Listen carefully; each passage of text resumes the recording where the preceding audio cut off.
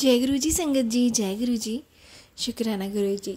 संगत जी, आज तुलसी विवाह के पावन अवसर पर हम आपके साथ शेयर कर रहे हैं तुलसी विवाह की कथा, जो कि आपको सुनने से बहुत ही सौभाग्य प्राप्त होगा। गुरु जी की इच्छा से हम ये कथा आपके साथ शेयर कर रहे हैं, तो कथा को लास्ट तक ज़रूर से सुनिएगा। भगवान शिव ने एक बार अपने तेज समुद्र में फेंक दिया था, जिससे महातेजस्वी बालक का जन्म हुआ। इस बालक का नाम था जालंधर। जालंधर आगे चलकर एक पराक्रमी दैत्य राजा बना। जालंधर बहुत ही राक्षस प्रवृत्ति का था। जालंधर का विवाह दैत्यराज कालनेमी की कन्या वृंदा से हुआ। एक बार जालंधर ने माता लक्ष्मी का प्राप्त करने की इच्छा से उसने युद्ध किया, लेकिन समुद्र से उत्पन्न होने के कारण माता लक्ष्मी ने जालंधर को अपने भाई के रूप में स्वीकार कर लिया। जालंधर जब पराजित हो गया तो वहाँ देवी पार्वती को पाने की लालसा से कैलाश पर्वत पर पहुँच गया। इसके बाद जालंधर भगवान शिव का रूप धारण कर माता पार्वती के पास पहुँचा, लेकिन माता पार्वती ने अपने योग बल से उसे तुरंत पहचान लिया और माता पार्वती वहाँ से तुरंत ही अंतर्ध्यान हो गई। वहाँ जालंधर भगवान शिव के साथ ही युद्ध करने लगा। देवी पार्वती ने सारा वृतांत भगवान विष्णु को सुनाया। जालंधर की पत्नी वृंदा अत्यंत पतिव्रता स्त्री थी। उसी के पतिव्रत धर्म की शक्ति से जालंधर न तो मारा जाता था और ना ही पराजित होता था। इसलिए जालंधर का नाश करने के लिए वृंदा के पतिव्रत धर्म को भंग करना बहुत आवश्यक था। इसके बाद भगवान विष्णु एक ऋषि का रूप धारण करके वन में पहुँचे, जहाँ वृंदा भ्रमण कर रही थी। भगवान विष्णु के साथ 2 राक्षस भी वहाँ पहुँचे, जिन्हें देखकर वृंदा भयभीत हो गई।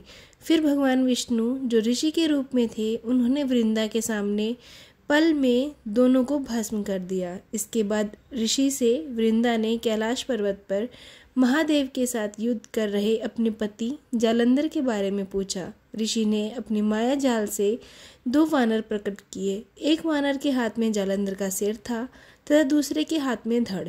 अपने पति की यह दशा देखकर वृंदा मूर्छित होकर गिर पड़ी। जब वृंदा होश में आई तो उसने अपने पति को जीवित करने की विनती की। इसके बाद भगवान ने अपनी माया से जालंधर का सिर धड़ से जोड़ दिया, लेकिन स्वयं भी वह इसी शरीर में प्रवेश कर गए। वृंदा इसके बारे में नहीं जानती थी कि उसके पति के शरीर में कोई और प्रवेश कर गया। जालंधर बने भगवान के साथ वृंदा पतिव्रता का व्यवहार करने लगी, जिससे उसका सतीत्व भंग हो गया। ऐसा होते ही उधर कैलाश पर्वत पर वृंदा का पति जालंधर युद्ध में हार गया। जब वृंदा को पता चला तो उसने क्रोध में आकर भगवान विष्णु को हृदयहीन शिला होने का श्राप दे दिया। अपने भक्त के श्राप को भगवान विष्णु ने स्वीकार कर लिया और शालिग्राम पत्थर बन गए। सृष्टि के पालनकर्ता के पत्थर बन जाने से ब्रह्मांड में असंतुलन की स्थिति हो गई। यह देखकर सभी देवी देवताओं ने वृंदा से प्रार्थना की कि वे भगवान विष्णु को श्राप मुक्त कर दे। वृंदा ने भगवान विष्णु को श्राप मुक्त तो कर दिया, लेकिन स्वयं आत्मदाह कर लिया। जहाँ वृंदा भस्म हुई वहाँ तुलसी का पौधा उगा। भगवान विष्णु ने वृंदा से कहा, हे वृंदा, तुम अपने सतीत्व के कारण मुझे लक्ष्मी से भी अधिक प्रिय हो गई हो। अब तुम तुलसी के रूप में सदा मेरे साथ रहोगी। तब से हर साल कार्तिक महीने के देवठावनी एकादशी का दिन तुलसी विवाह के रूप में मनाया जाता है। भगवान विष्णु ने वरदान दिया कि जो मनुष्य भी मेरे शालिग्राम रूप के साथ तुलसी का विवाह करेगा, उसे इस लोक और परलोक में यश की प्राप्ति होगी। इसके अलावा तुलसी को वरदान प्राप्त है, जिस घर में तुलसी रहेगी वहाँ यम के दूत भी असमय नहीं जा सकते। मृत्यु के समय जिसके प्राण मंजरी रहित तुलसी और गंगा जल मुख में रख कर निकल जाते हैं, वह पापों से मुक्त होकर बैकुंठ धाम को प्राप्त होता है।